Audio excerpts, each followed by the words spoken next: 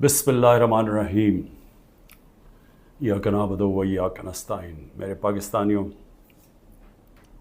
आज मैंने आपसे 3-4 बातें करनी हैं, लेकिन मैं सबसे पहले जो अपनी बात का आगाज़ करना चाहता हूँ वो मैंने जिस चीज़ के ऊपर फ़ैसला किया है कि नैब चेयरमैन के ऊपर मैं 15 अरब रुपए का आज हर्जाना उसके ऊपर डाल रहा हूँ अपने वकील के ज़रिए।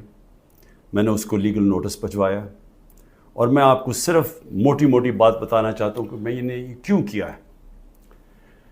इस आदमी ने सब कुछ बदनीयती पे किया। इसने मेरे फंडामेंटल राइट्स, मेरे जो बुनियादी हकूक़ जो मेरा आइन देता है, उसकी खिलाफ वर्जी की। इसने नैब के कानून तोड़े मुझे पकड़ने में, और इस सिर्फ हर्जाना नहीं कर रहा, मैं इसको कंप्लेंट करूंगा सुप्रीम जुडिशल काउंसिल में इसका। मैं सिर्फ आपको मोटी मोटी चीज़ें बताता हूं कि इसने किया क्या है। 28 अप्रैल को, ज़रा ये गौर से सुनना है, 28 अप्रैल को फैसला होता है कि मेरे ऊपर ये जो इंक्वायरी कर रहे थे उसको इन्वेस्टिगेशन में तब्दील करना है। सो आप सब के लिए समझना ये है कि जब इंक्वायरी से इन्वेस्टिगेशन में तब्दील होती है तो पहले मेरे से पूछा जाता है कि मुझे इंक्वायरी रिपोर्ट दिखाई जाती है कि मेरे खिलाफ कंप्लेंट है क्या और ये क्यों तब्दील किया जा रहा है इन्वेस्टिगेशन के ऊपर। मुझे कोई इसका इल्म नहीं होता, बल्कि 30 अप्रैल को उसके 2 दिन बाद अखबार में रिपोर्ट आती है। एक किसी अखबार में लिखा होता है कि जी इंक्वायरी इन्वेस्टिगेशन से गई। मेरे वकील ने फौरी तौर पर इस्लामाबाद हाई कोर्ट कहा कि जी क्या, हमें तो पता ही नहीं है इसका। लेकिन जरा आप देखते रहें कि 28 से जब मुझे पता ही नहीं है कि इंक्वायरी क्या है, मेरे पास रिपोर्ट ही नहीं है। इंक्वायरी की रिपोर्ट मेरे पास पहली दफा आती है जब ये मुझे जेल में डालते हैं। ये नैब के कानून की खिलाफ वर्जी है। अब बदनीयती देखें कि 28 को वो इन्वेस्टिगेशन करते हैं, 1 मई को मेरा वारंट निकल जाता है। 3 दिन के बाद मेरा वारंट निकल जाता है, और वारंट भी उस दिन निकलता है जिस दिन पब्लिक हॉलिडे होता है। 1 में पब्लिक हॉलिडे होता है। 8 दिन पता नहीं चलता कि मेरा वारंट है, छुपा लेते हैं वारंट को। और फिर उसको मुझे अदालत में जब बैठा होता हूं, इस्लामाबाद की अदालत में जब बैठा होता हूं, तो तब पता चलता है कि मेरे ऊपर अटैक होता है रेंजर्स का। पुलिस क्यों नहीं? रेंजर्स आप तब इस्तेमाल करते हैं जब कोई बहुत बड़ा मुजरिम हो, जब कोई वो दहशतगर्द हो, या जब उसे कोई खतरा हो। मैं तो जब इस्लामाबाद 9 तारीख की सुबह को निकला था, मैंने वीडियो रिकॉर्ड की थी कि अगर आपने मुझे पकड़ना है तो आप मुझे वारंट दिखाएं और मुझे पकड़ लें। वो कोई ड्रामे ना करें जो मेरे घर पे बाहर आके इन्होंने किया। उसके बावजूद रेंजर्स से मुझे पकड़ा, तोड़फोड़ की गई, मेरे सर पे डंडा लगा, लोगों को मारा, खून निकला लोगों के। स्टाफ जो था उसको उन्होंने मारा, जो वहां बेचारा रजिस्ट्री ऑफिस का स्टाफ था। और फिर जिस तरह मुझे वो लेके गए, सारी दुनिया में वो तस्वीरें गई कि जिस तरह कोई बड़े कोई मुजरिम को, दहशतगर्द को पकड़ के लेके जा रहे हैं। ये सारा नैब चेयरमैन के ऑर्डर्स के ऊपर हुआ। अब ये देखें, सेक्शन 24, जब आप अरेस्ट वारंट करते हैं नैब में, तो ये 4 चीज़ें होनी चाहिए आपको अरेस्ट करने से पहले कि ये 4 वजूहात होनी चाहिए जिसकी वजह से वो आपको अरेस्ट करते हैं। नंबर 1 कि बार बार मुझे नोटिस गए और मैं उसका जवाब ना दूं। मुझे नोटिस ही नहीं किसी ने भेजा, तो मैं जवाब क्या देता? तो पहला गलत। दूसरा कि मैं मफरूर हूं, कि मैं भागा हुआ हूं। मैं अदालत के अंदर बैठा हुआ, मैं मफरूर कैसे हूं? मैं तो हाई कोर्ट के अंदर बैठा हुआ था, वो भी गलत। तीसरा कि मैं एविडेंस को चेंज कर रहा हूं। एविडेंस सारी गवर्नमेंट के पास पड़ी थी। अलकादर की सारी एविडेंस, या वो एनसीए वाली, वो सारी उनके कैबिनेट पे पड़ी थी, और या इन्होंने सारी अलकादर की सारी चीज़ें मंगवा ली थी, वो इनके पास पड़ी थी। तो मैंने टेम्पर कैसे करना था? यानी मैंने उसको चेंज कैसे करना था, तब्दील कैसे करना था? और फिर बार बार एक चीज़ करता जाए आदमी, रिपीट करता जाए एक जुर्म, फिर उठाते हैं। تو ان چاروں میں سے بتائیں کہ کون سی میں نے غلطی کی تھی جو مجھے انہوں نے ایک دہشت گرد کی طرح جس طرح مجھے انہوں نے اٹھایا ہے، یہ چاروں ایک پوائنٹ بھی نہیں میٹ کر رہا تھا۔ اس کے علاوہ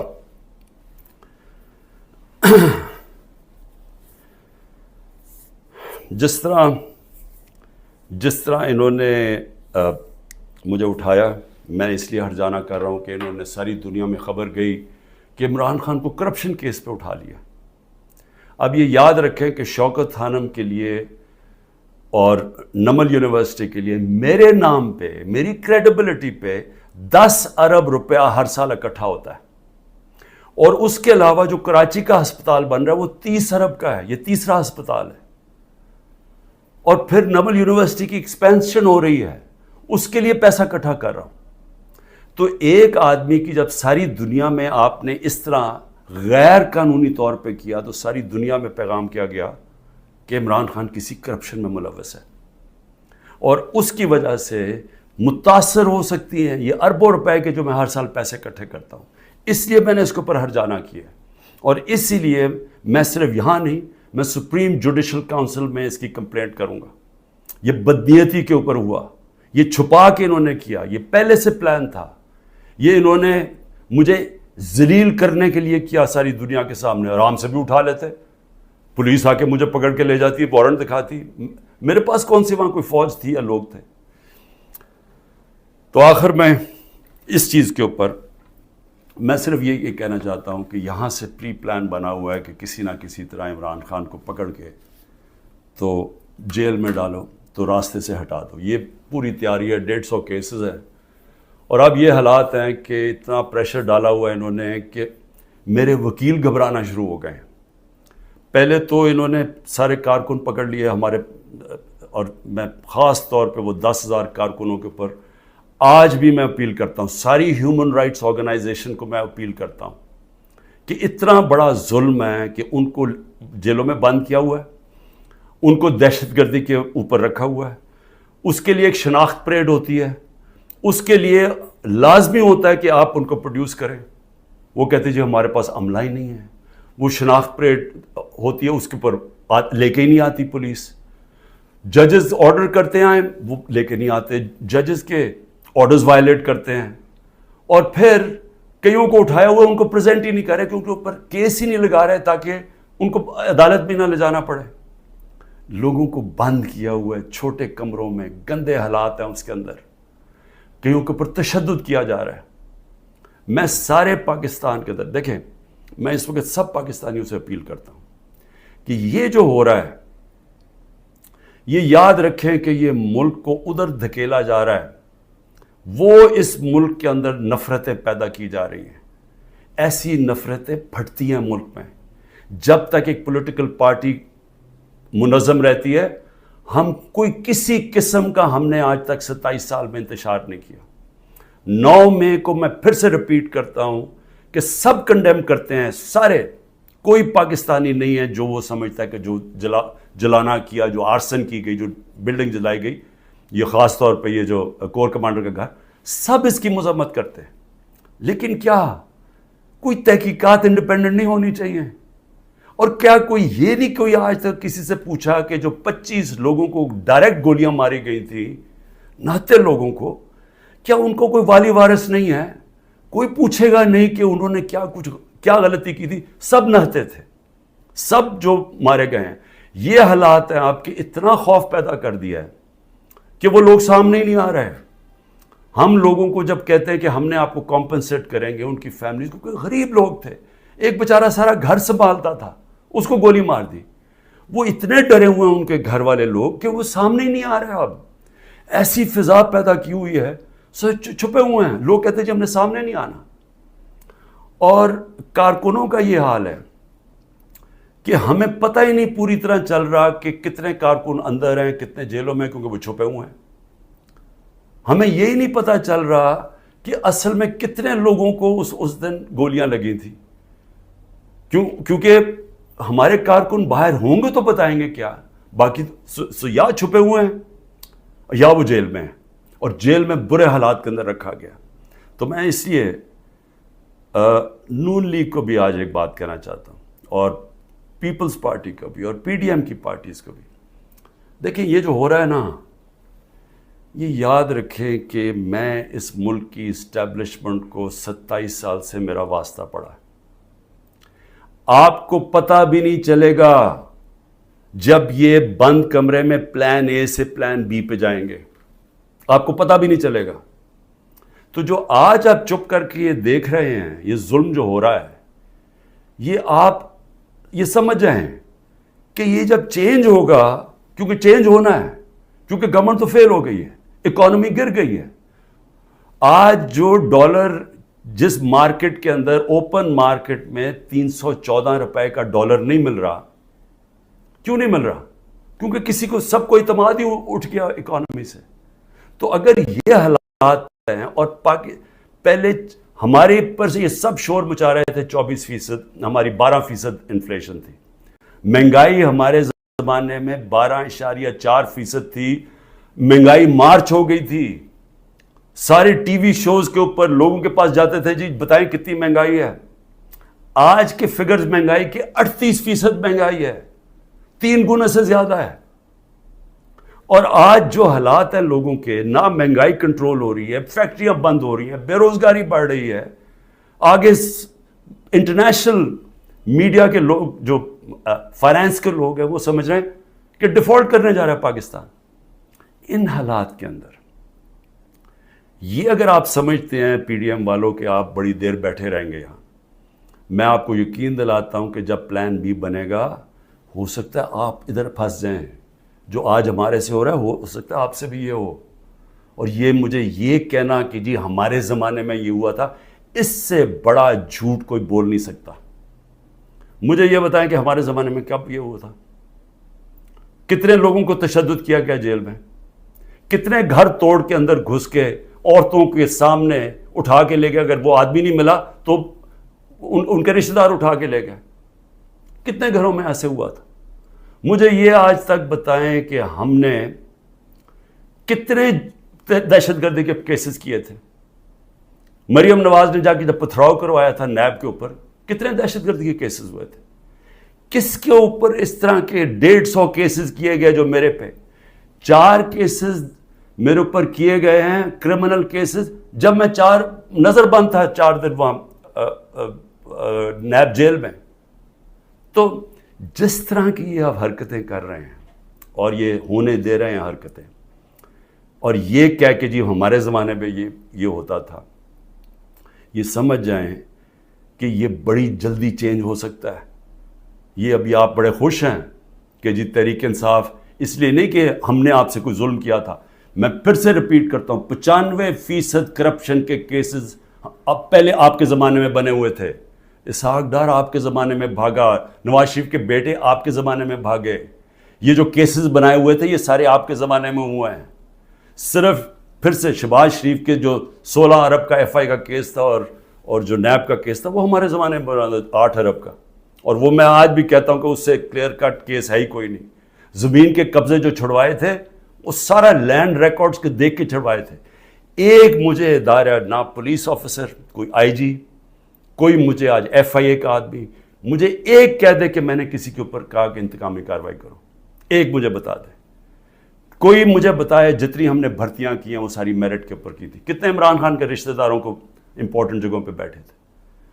اور پھر میڈیا, ذرا میں میڈیا کے اوپر آ جاؤں, کیونکہ میڈیا میں ہمیں بڑی مار پڑی تھی سارا وقت. وہ گورنمنٹ, جس گورنمنٹ نے اس ملک کے اندر کرونا, دنیا مانتی تھی کہ کرونا کا سب سے زیادہ ڈیل اس کو سنبھالا, دنیا مانتی تھی. ہندوستان میں حالات دیکھ لیتے, ارد گرد ایران میں حالات دیکھتے جو ہمارے 2 نیبرز تھے, اور پاکستان میں حالات دیکھتے. اپنے ملک کو جس طرح ہم نے نکالا ہے اور بڑی رسک لے گئے. تو میں آج یہ سوال پوچھتا ہوں کہ ہمارے طرف اخبار اٹھا کے دیکھ لیں, جو ہماری مٹی پلیت کی گئی ہے میڈیا میں. اور ایک کیس ڈال دیجیے رانا ثناء اللہ کے اوپر, وہ ڈرگز کا کیس تھا.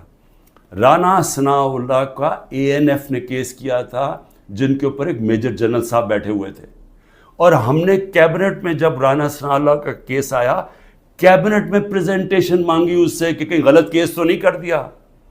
اور انہوں نے ایک فریم بائی فریم بتایا کہ یہ کیسے یہ رانا ثناءاللہ پکڑا گیا تھا منشیات میں نے تو کسی کو نہیں کہا، نہ میری کیبنٹ ہے کسی کو کہا.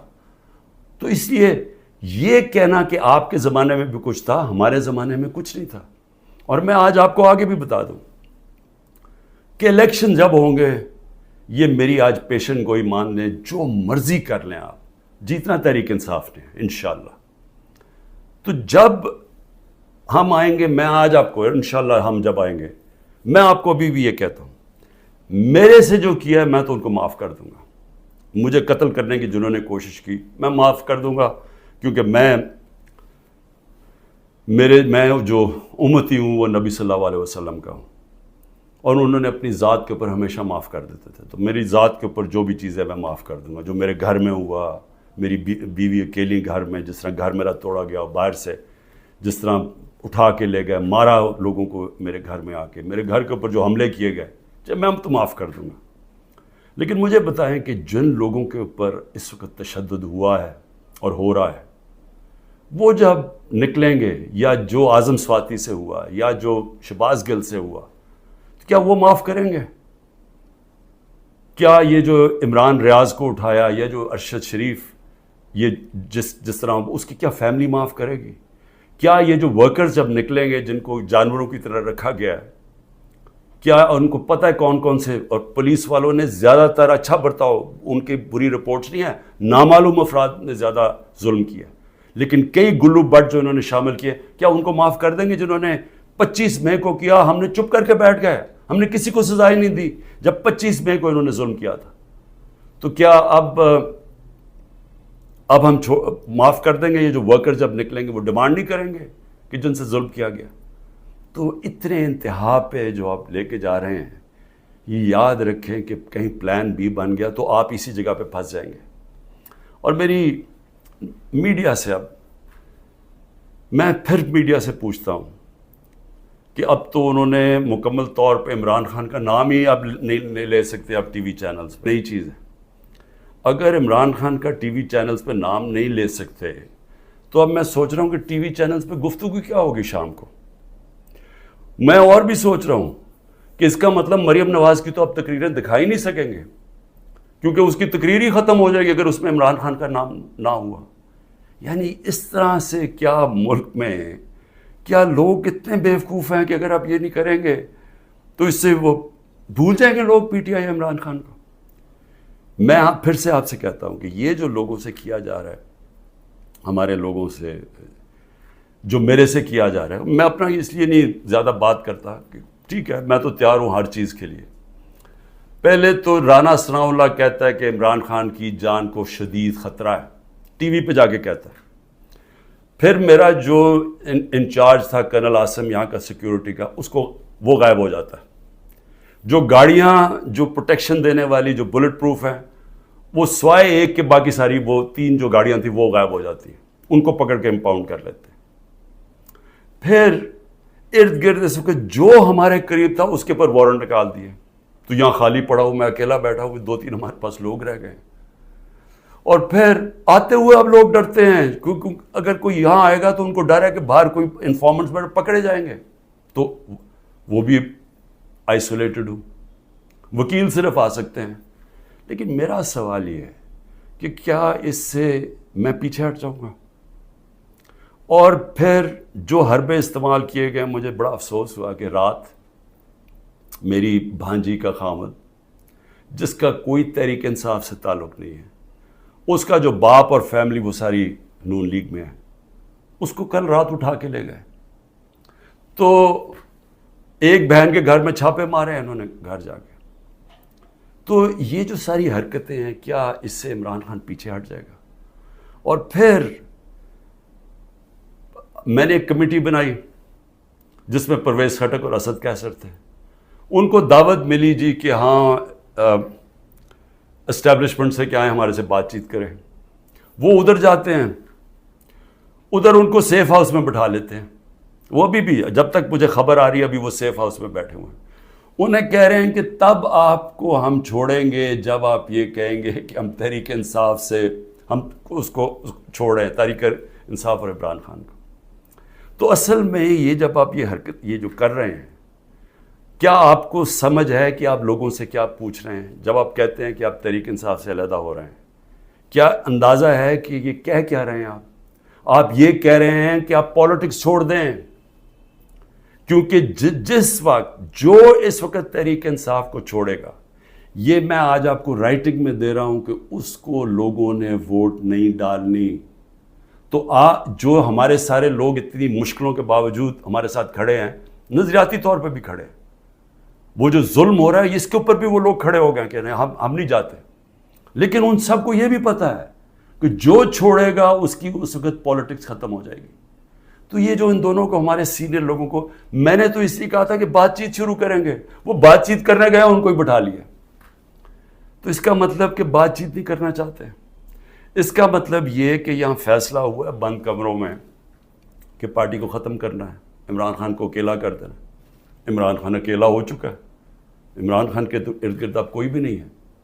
نہ میں کسی کو ٹیلی فون کر سکتا ہوں، نہ میں کسی سے بات کر سکتا ہوں، کہ سب چھپے ہوئے ہیں. یا جو میری سینئر لیڈرشپ ہے ان سے مشاورت نہیں کرتے، وہ سارے جیل میں ہیں، یا انہوں نے کہا کہ ہم جی پیچھے ہٹ رہے ہیں، ہم پالیٹکس سے پیچھے ہٹے. تو کیا میں سوال یہ پوچھتا ہوں کہ چلیں عمران خان کو تو آپ نے آئسولیٹ کر دیا، کیا یہ پاکستان میں اس کی بہتری ہو رہی ہے؟ یہ ہمارا ملک کے لیے بہتر ہے؟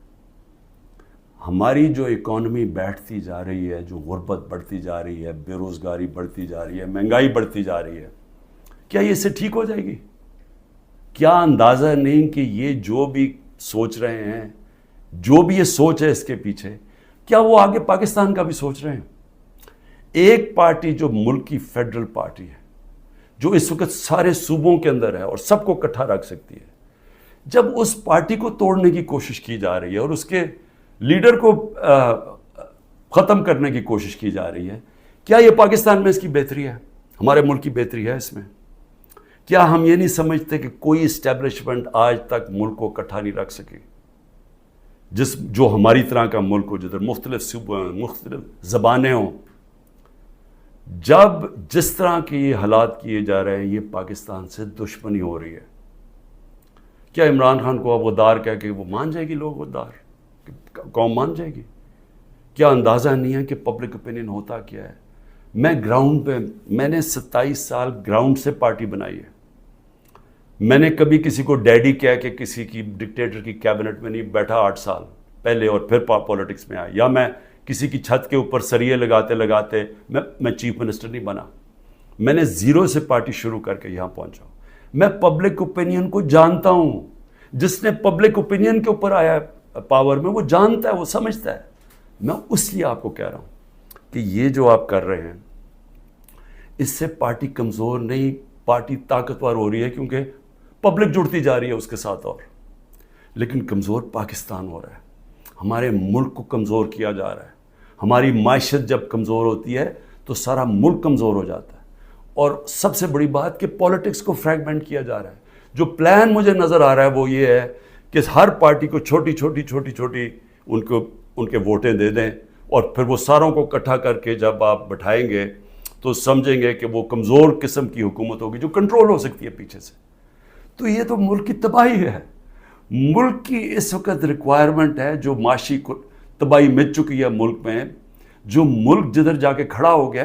آپ کو تو وہ ایک گورنمنٹ چاہیے جس کو پبلک، جس کے پیچھے کھڑے ہو، پبلک کا مینڈیٹ ہو جس کے پیچھے، جو کہ پھر ملک کو اکٹھا بھی کر سکے اور مشکل فیصلے کر سکے. اور مشکل فیصلے کیا ہوتے ہیں؟ ملک کو ری اسٹرکچر کر سکے، گورننس سسٹم ٹھیک کر سکے، رول آف لا لے کے آئے پاکستان میں، وہ انویسٹمنٹ کی انوائرمنٹ بنائے تاکہ انویسٹمنٹ تو آنی شروع ہو. اور تو چھوڑے بیرون ملک پاکستانی سب سے بڑا اثاثہ ہے.